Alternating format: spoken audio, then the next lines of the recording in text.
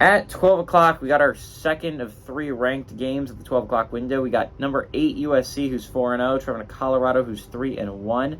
USC favored by 21.5 points on Fox. Caleb Williams, so far this season, has gone 75 of 101, thrown for 1,200 yards, 15 touchdowns to 0 interceptions. Just had to make sure that number was right. That's crazy. Marshawn Lloyd had 39 carries for 349 yards and 2 touchdowns, and Taj Washington had 10 catches for 278 yards and 4 touchdowns. Shedeur Sanders for Colorado has gone 130 of 169, thrown for 1,410 yards, 11 touchdowns, 1 interception.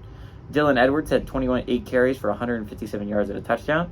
And Xavier Weaver has had 34 catches for 461 yards and 2 touchdowns.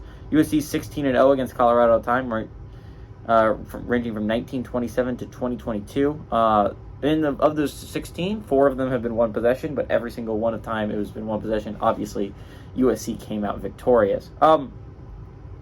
What I think is going to be interesting in this game is both teams had rough games last week, right? Colorado obviously just looked like, Colorado fans aren't going to love to hear this, but they looked like an FCS team compared to Oregon. It was that big of a difference. From the very first drive, you knew Oregon was going to destroy Colorado. It wasn't close. They were the much, much, much more talented football team. And no matter what Deion Sanders was going to do, there was no way he was going to outcoach Lanning to a victory there. USC also had a rough week. Weirdly enough, Arizona State held tight with them for the longest time. And all the injuries at all the positions for USC, that is impressive. Scotabo literally kept them in this football game. He single-handedly kept Arizona State contending against USC deep into the fourth quarter. So USC did not have the greatest week, obviously, right? Like USC, they had a rough week against Arizona State. But still, Caleb Williams came out clutch when it mattered most.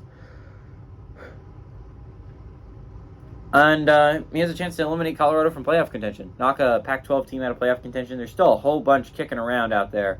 So, chance to cut it down a little bit on the West Coast. I think USC does do that. It seems like a game where they bounce back, right?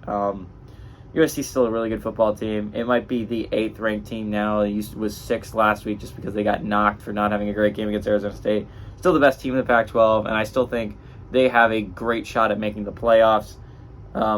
This is a great USC squad. I like USC. To be mad that they let that game get close against Arizona State. Give me USC to win and cover on the road.